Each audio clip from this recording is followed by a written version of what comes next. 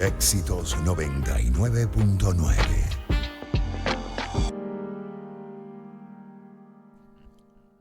Bueno, hace un par de meses se dio a conocer, y les doy la hora, 11:28, estamos completamente en vivo a través de Éxitos. Se dio a conocer, como les decía, la Ley de Protección de Pensiones de Seguridad Social, que establece que las empresas privadas deben cumplir con un nuevo tributo del 9% para sostener el pago de las pensiones. Sin embargo, poco se ha hablado de la incidencia que tiene esta ley en los colegios privados y a su vez en los representantes. Por este motivo, para saber de qué manera afecta o de qué manera beneficia, porque por supuesto pues también tiene como todo en la vida sus beneficios a estas instituciones, tenemos hoy con nosotros a dos invitados. Vía telefónica, Nancy Hernández, miembro del Consejo Directivo de FENASOPadres, que es la Federación Nacional de Sociedades de Padres y Representantes, y acá en nuestro estudio al amigo Fausto Romeo, director general de Consenso Educativo. Un placer recibirles a ambos. Ya tenemos a Nancy en la línea telefónica. Te saludamos, Nancy. Bueno, y el micrófono pues para las damas primero. Bienvenida, Nancy. Bienvenido, Fausto. Gracias. Buenos días. Saludos a Fausto, por supuesto, Nay, a Albany y a su numerosa audiencia del equipo. Y muchísimas gracias por la oportunidad. Porque evidentemente, aunque esta ley inicialmente ha hecho mucho ruido, parece que ha bajado mucho el nivel de comunicación y de información. Y realmente es una situación muy comprometida para los planteles educativos de administración privada, no solamente en educación básica, que es el caso que nosotros atendemos, sino también para las universidades de carácter privado.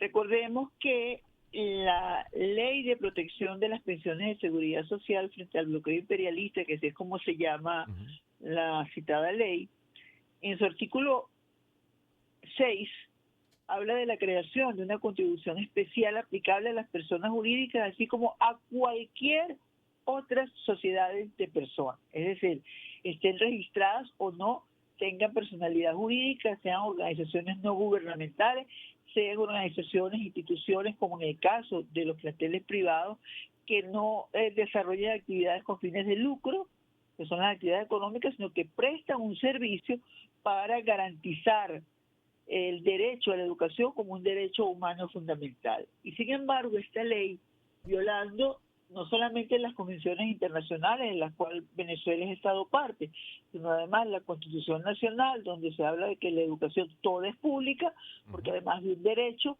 es un servicio público, y Fausto, por supuesto, lo podrá explicar mucho más ampliamente. La mayoría aplastante, el porcentaje mayoritario de los ingresos de los planteles de administración privada van destinados al pago de la nómina y muy poco al mantenimiento, que además cada vez son más caros los servicios, y a las inversiones, que para eso se hacen contribuciones especiales cuando hay un proyecto especial de plantel educativo.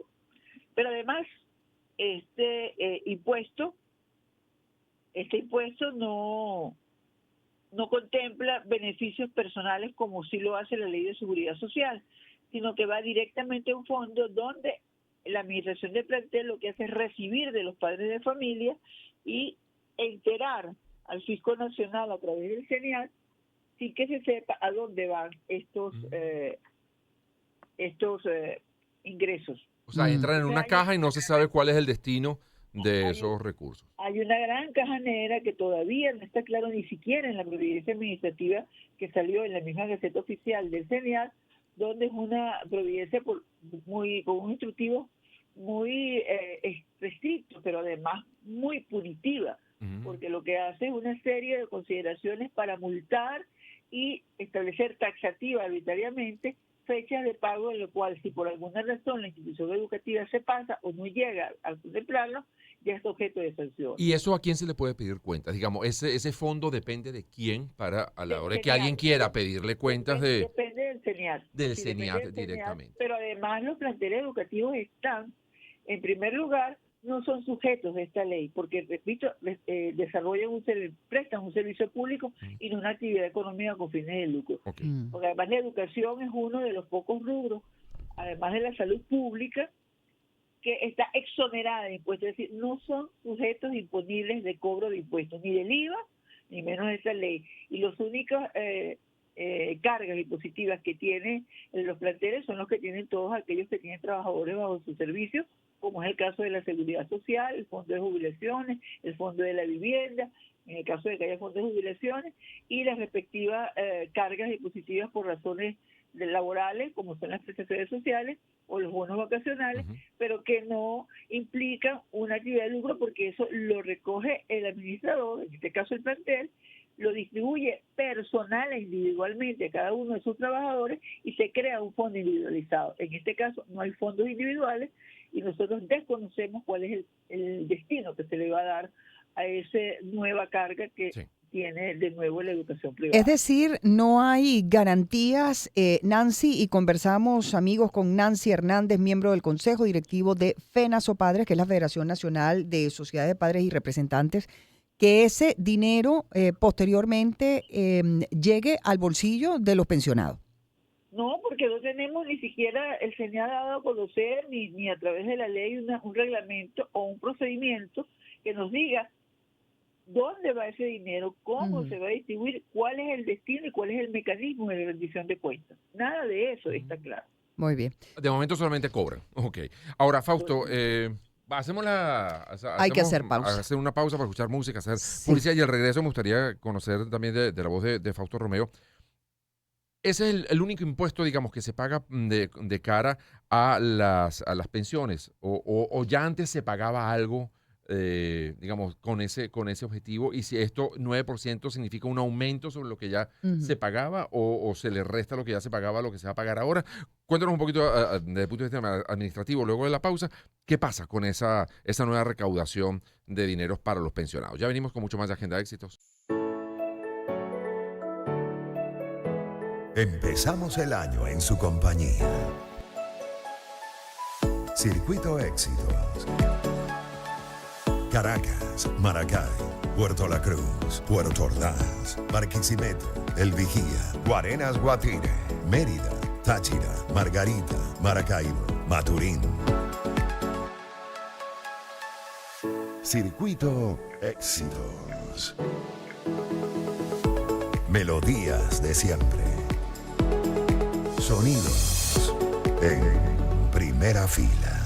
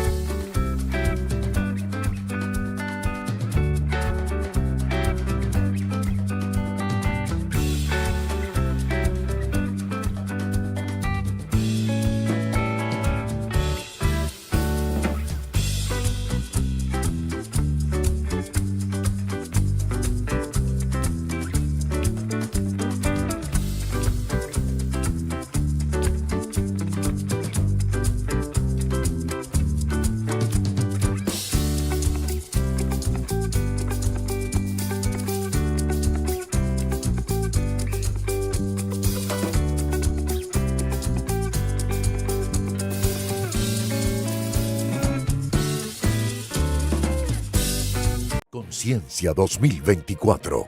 Elecciones presidenciales.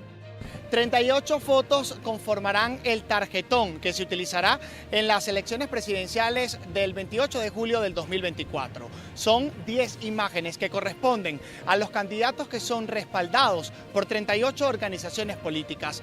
Detallemos el tarjetón que ha diseñado el Consejo Nacional Electoral para estos comicios. La foto del presidente Nicolás Maduro aparece 13 veces en la boleta electoral, con igual número de organizaciones políticas que lo apoyan. 10 veces sale su imagen en la primera franja superior de extremo a extremo. El jefe de Estado cuenta con el respaldo de las tarjetas del PSUV, Tupamaro, PPT, Somos Venezuela, Hora, Podemos, Partido Verde de Venezuela, Enamórate, MEP, Futuro, PCB, UPB y Alianza para el Cambio. Luis Eduardo Martínez, tiene 6 casillas en la boleta con su rostro. El abanderado del Partido Acción Democrática, que lidera Bernabé Gutiérrez, está respaldado además por la Derecha Democrática Popular, Unión Nacional Electoral, Movimiento Republicano Bandera Roja y COPEI. Antonio Ecarri cuenta con 6 tarjetas en la boleta electoral. Es el candidato del partido Lápiz, apoyado también por el Partido Ecológico de Venezuela, MIN Unidad, Movimiento Ciudadano Cambiemos, Avanzada Progresista y Fuerza Vecinal. El diputado José Brito tiene 4 tarjetas que lo respaldan. La del partido Primero Justicia que preside, la de Primero Venezuela, la de Venezuela Unidad y la de Unidad Visión Venezuela. La foto del candidato de la Plataforma Unitaria Democrática Edmundo González Urrutia sale 3 veces en la boleta electoral, 2 en la segunda línea y 1 en la tercera franja. González está apoyado por la tarjeta de la Mesa de la Unidad Democrática, por la del Movimiento Progresista de Venezuela y la del partido Un Nuevo Tiempo. Daniel Ceballos cuenta con 2 apariciones en la boleta electoral. Es el candidato del partido Arepa. El rostro del ex alcalde de San Cristóbal sale además en el tarjetón del partido Voluntad Popular que lidera José Gregorio Noriega. El candidato Benjamín Rauseo está respaldado por la tarjeta de la Confederación Nacional Democrática Conde. Enrique Márquez es el candidato del movimiento Centrados con la Gente. Javier Bertucci aparece en la franja inferior de la boleta con la tarjeta del partido El Cambio. Claudio Fermín es el abanderado del partido Soluciones para Venezuela y su tarjeta está ubicada en la parte de abajo del tarjetón. Recuerde que el voto es automatizado. Este será el tarjetón que aparecerá en las máquinas de votación en todos los centros electorales. Harley Monseguilemán, Unión Radio. Conciencia 2024. Elecciones presidenciales.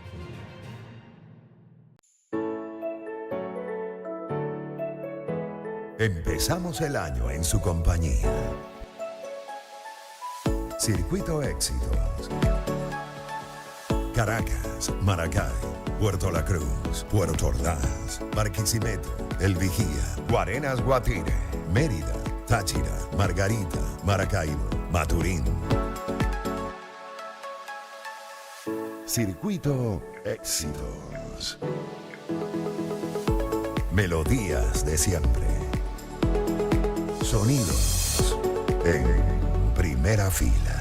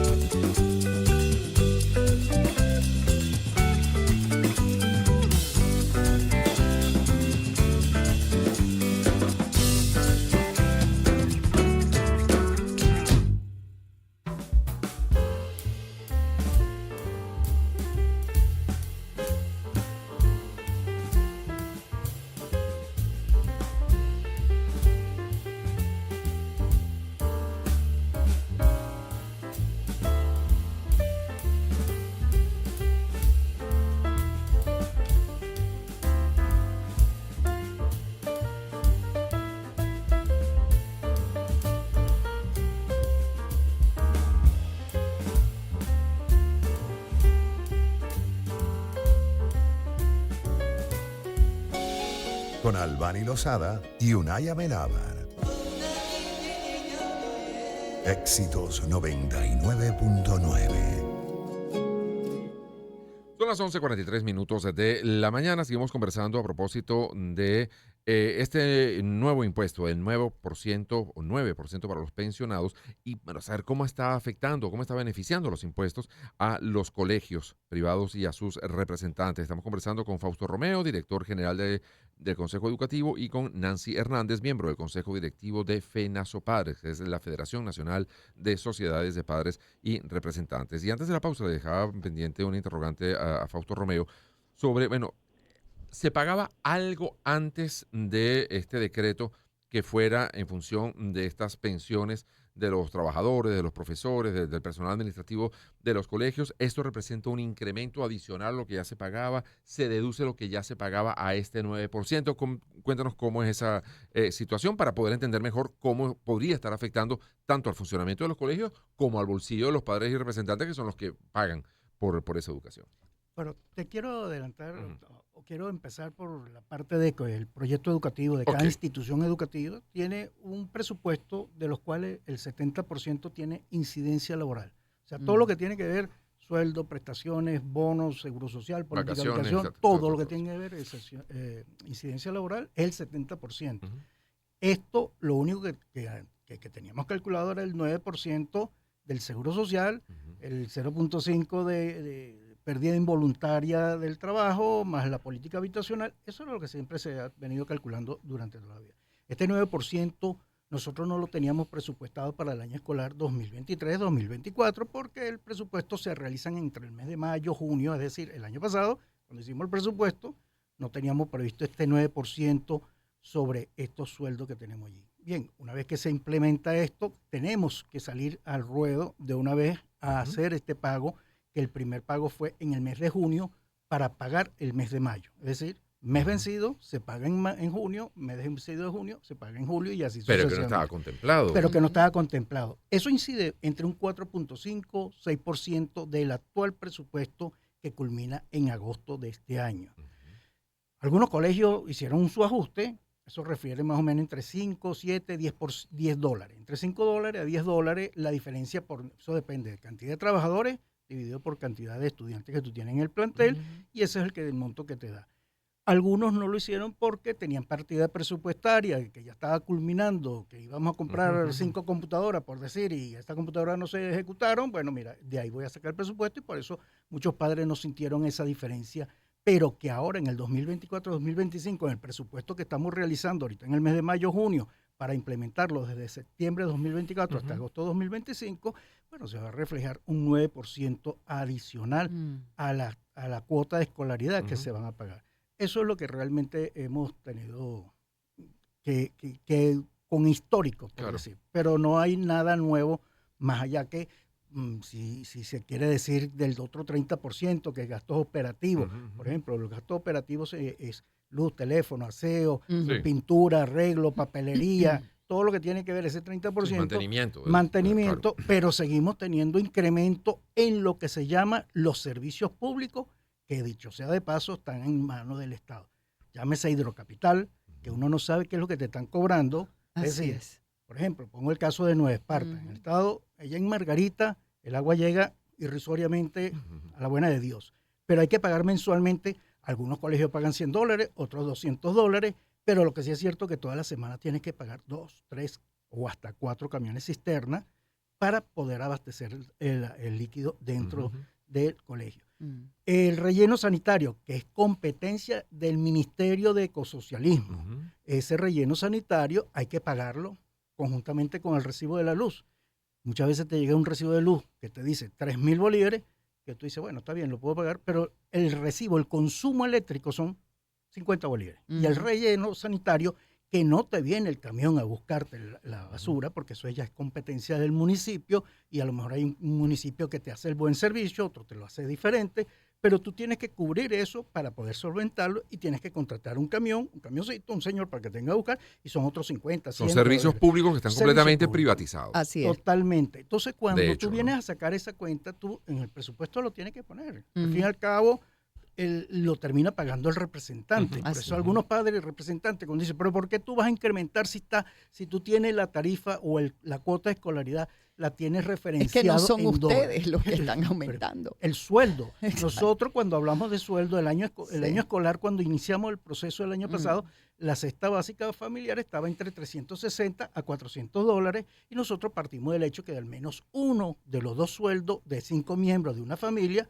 debe percibir ese Ujú. mínimo. Es decir, si estamos hablando que para este año, ya estamos hablando, para este nuevo año escolar, estamos hablando de $500, una cesta básica familiar, al menos debe haber $250 por parte del maestro, del trabajador, del obrero, del que está trabajando en nuestra institución y que, bueno, también aquí va a haber algo bien elocuente.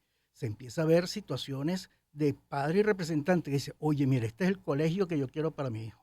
Este es el proyecto educativo que yo deseo para mi hijo. Te amo, te quiero, pero no puedo Claro. pagarlo. Sí. Entonces también va a Por ahí quien venir... tenga qué 2, duro. 3 muchachos. Qué duro. O el que tenga 2 o 3 Imagínate. muchachos que, bueno, la inscripción $300, bueno, saca Mm. $900 Claro. para poder, más los uniformes y todo Ujú. lo que conlleva esto, Más la lista de útiles. más la lista de útiles que la estamos reduciendo Sí, al señor. máximo, que ya uno no dice, bueno, ¿qué más que le puedo quitar a esta lista de útiles para que no nos afecte en esto?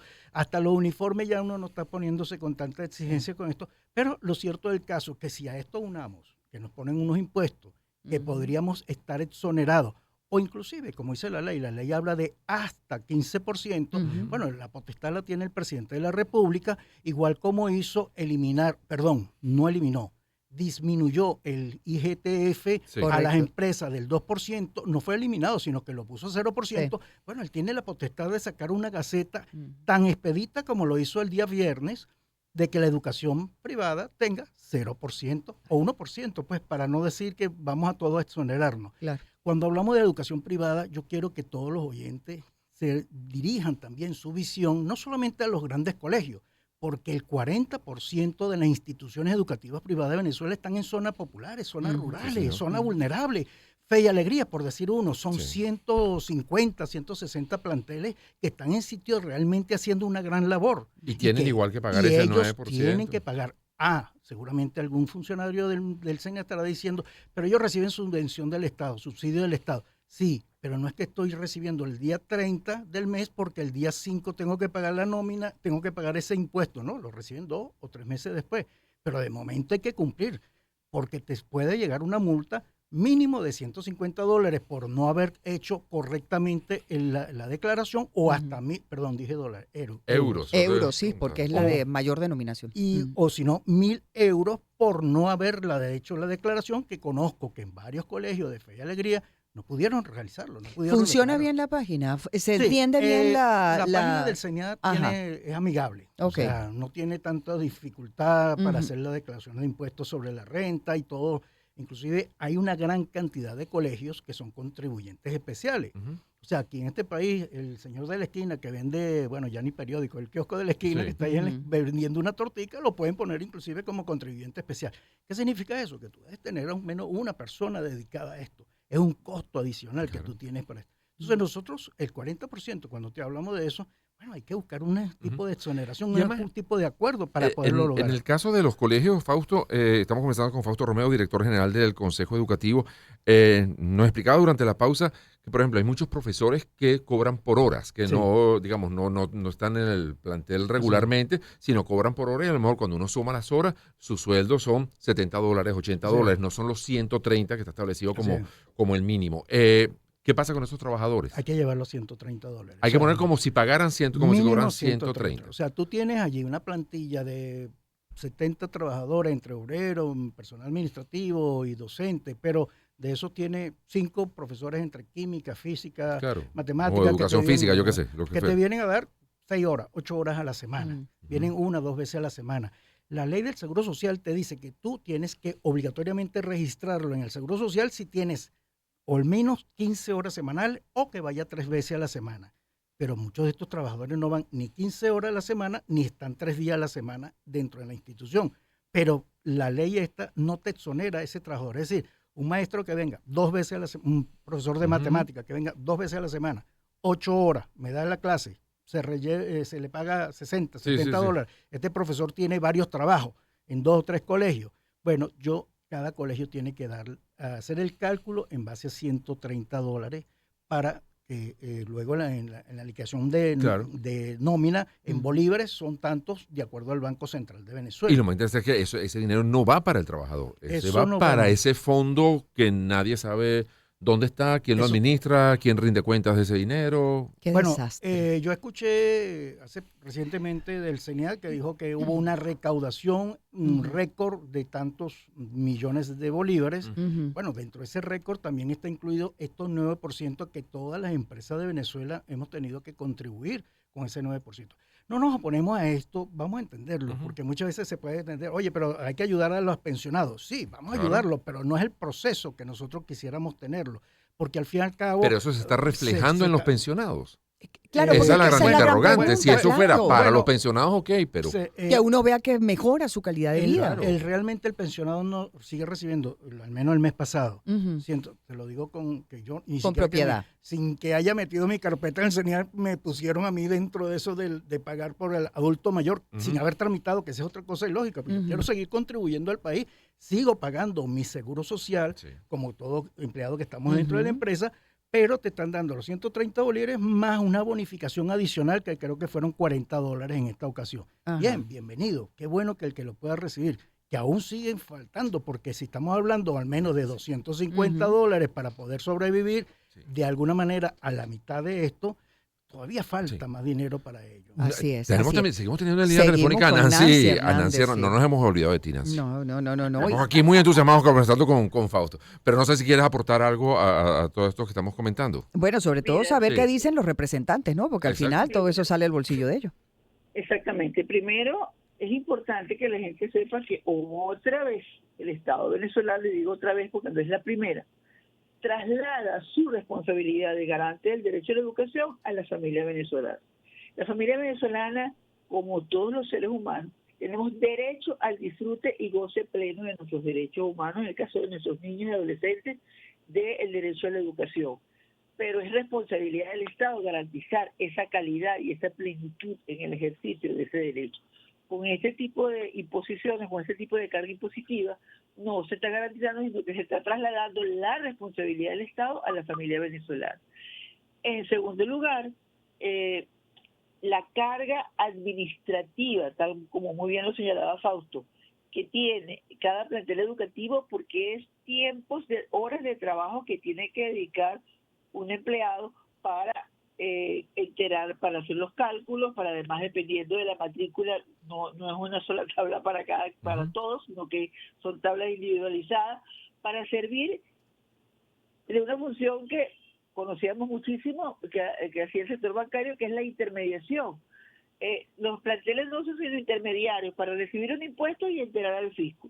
No se beneficia el plantel de ningún tipo, sus trabajadores no se benefician, pero si hay una carga administrativa de horas de trabajo para garantizar que se entere al fisco nacional y que además la institución no sea multada. Eso por una parte. Por lo otro, lo que nosotros hemos recomendado, exhortado, son dos cosas en relación con esta nueva ley.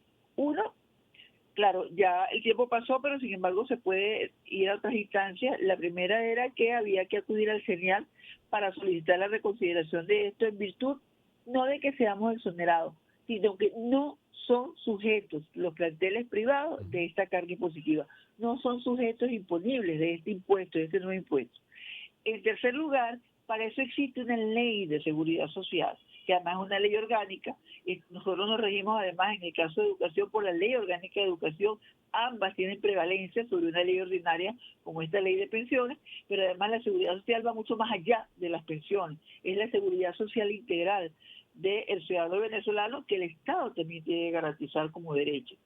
Y lo que nosotros hemos recomendado a los padres, y hay una demanda ante la Sala Político-Administrativa del Tribunal Supremo por un conocido bufete de abogados solicitando un recurso de nulidad de esta ley, no solamente por inconstitucional, sino porque mezcla peras con manzanas, en el sentido de creer que toda actividad económica no va destinada sino al lucro, y no entiende que hay actividad económica dedicada al servicio, sobre todo aquella con el ejercicio de los derechos. ¿Y qué le hemos dicho a los padres?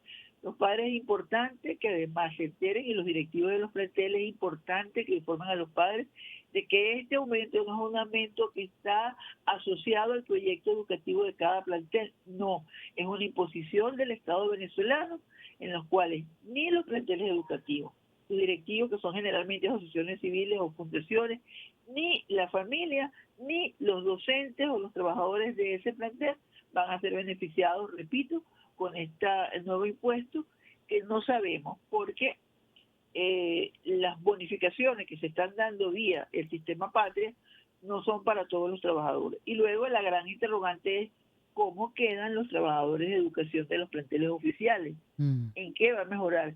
Este impuesto va para la aplastante mayoría del 85% de los planteles que están bajo administración del Estado venezolano, sean municipales, regionales o nacionales.